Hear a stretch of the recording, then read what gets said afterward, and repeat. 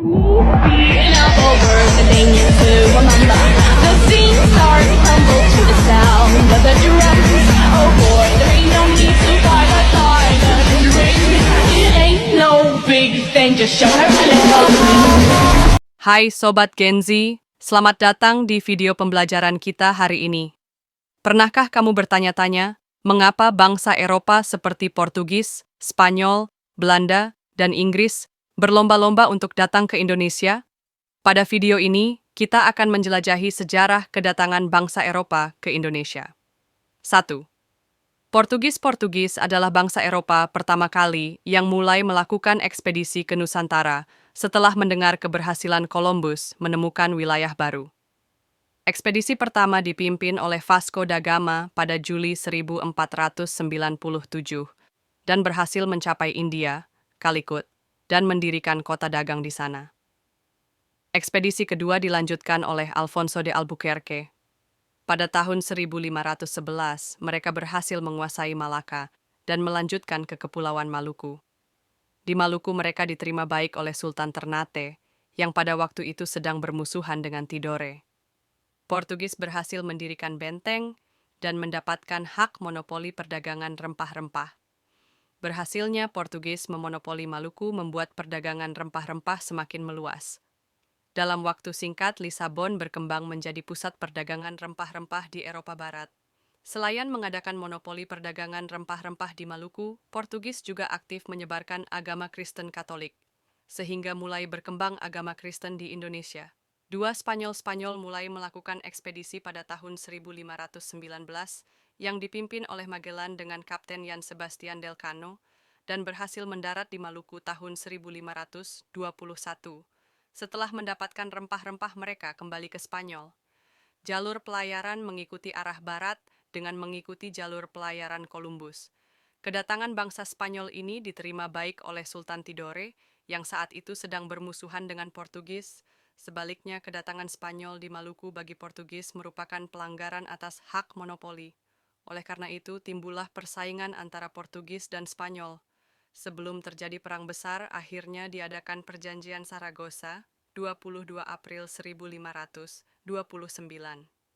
Perjanjian Saragossa merupakan penetapan kembali garis wilayah setelah Portugis dan Spanyol berselisih untuk dapat menguasai Maluku. Perjanjian ini ditandatangani oleh Charles Finfin, Raja Spanyol, dan John Terres, Raja Portugis, tanggal 22 April 1529. Hasil Perjanjian Saragossa ialah wilayah Maluku termasuk ke garis wilayah Portugis, untuk itu Spanyol kembali ke Filipina dan meninggalkan Maluku. 3. Belanda mulai melakukan penjelajahan pada tahun 1595 yang dipimpin oleh Cornelis de Houteman dan berhasil mendarat di Banten tahun 1596. Penjelajahan dilakukan setelah tahun 1585 Portugis yang berada di bawah kekuasaan Spanyol melarang Belanda berdagang di Lisabon, sehingga Belanda kesulitan untuk mendapatkan rempah-rempah. Belanda memulai pelayaran menuju Nusantara dengan 4 buah kapal di bawah pimpinan Cornelis de Houtman. Dalam pelayarannya menuju ke timur, Belanda menempuh rute pantai barat Afrika Tanjung, Harapan Samudra, Hindia Selat, Sunda Banten. Pada saat itu Banten berada di bawah pemerintahan Maulana Muhammad 1580-1605. Kedatangan rombongan Cornelis de Houtman pada mulanya diterima baik oleh masyarakat Banten dan juga diizinkan untuk berdagang di Banten. Namun karenanya sikap yang kurang baik, sehingga orang Belanda kemudian diusir dari Banten.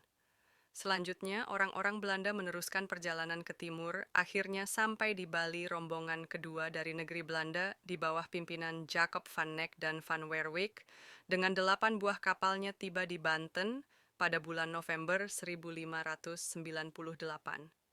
4. Inggris. Mulai masuknya Inggris ke Indonesia, perlu dipahami bahwa setelah Portugis berhasil menemukan Kepulauan Maluku, dalam waktu singkat Lisabon berkembang menjadi pusat perdagangan rempah-rempah di Eropa Barat. Inggris memperoleh rempah-rempah secara bebas dan relatif murah di Lisabon, kemudian diperdagangkan di daerah-daerah Eropa Barat bahkan sampai di Eropa Utara. Tetapi Inggris mulai tidak bebas mendapatkan rempah-rempah di Lisabon, dikarenakan Inggris terlibat konflik dengan Portugis sebagai bagian dari Perang 80 tahun. Inggris membentuk kongsi dagang yang diberi nama East India Company, EIC. Dari India inilah para pelaut dan pedagang Inggris berlayar ke Kepulauan Nusantara untuk meramaikan perdagangan rempah-rempah. Oleh karena itu, pada abad ke-18, sudah banyak para pedagang-pedagang Inggris yang berdagang sampai ke Indonesia, bahkan sejak Belanda masih berkuasa di Indonesia dengan sekutunya Prancis. Berlayar ke Kepulauan Nusantara untuk meramaikan perdagangan rempah-rempah. Oleh karena itu, pada abad ke-18, sudah banyak para pedagang-pedagang Inggris yang berdagang sampai ke Indonesia, bahkan sejak Belanda masih berkuasa di Indonesia dengan sekutunya Prancis. Berikut adalah contoh dampak kedatangan bangsa Eropa ke Indonesia. 1. Perubahan sistem pemerintahan dan ekonomi pendirian VOC, Verenigde Oost-Indische Compagnie, oleh Belanda. VOC merupakan perusahaan dagang yang memiliki kekuasaan politik dan ekonomi di Indonesia. Ekonomi yang berbasis pada ekspor bangsa Eropa mengubah sistem ekonomi Indonesia menjadi berbasis pada ekspor, sehingga Indonesia menjadi sumber daya alam bagi negara-negara Eropa. Pengenalan agama Kristen dan Katolik.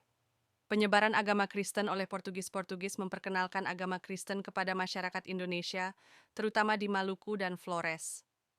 Penyebaran agama Katolik oleh Spanyol memperkenalkan agama Katolik kepada masyarakat Indonesia, terutama di Sulawesi dan Kalimantan.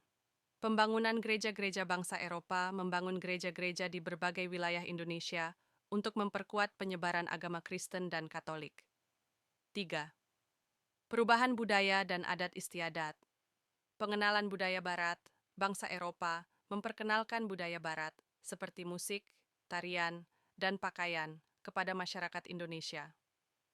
Penggunaan bahasa Eropa, bangsa Eropa memperkenalkan bahasa Eropa seperti bahasa Portugis, Spanyol, Belanda, dan Inggris kepada masyarakat Indonesia.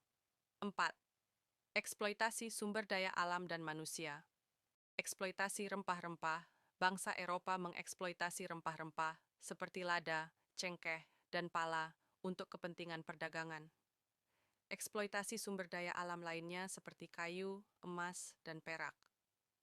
Perbudakan dan kerja paksa bangsa Eropa menerapkan perbudakan dan kerja paksa terhadap masyarakat Indonesia untuk memperkuat eksploitasi sumber daya alam dan manusia. Sekarang kita sudah memahami kedatangan bangsa Eropa ke Indonesia. Semoga pengetahuan ini dapat membantu kita memahami sejarah Indonesia dengan lebih baik. Jangan lupa untuk berbagi pengetahuan ini dengan teman-temanmu. Mencari informasi lebih lanjut tentang sejarah Indonesia, menghargai dan menghormati para pahlawan yang telah memperjuangkan kemerdekaan. Kita terima kasih sudah menonton video ini, Sobat Gen Z.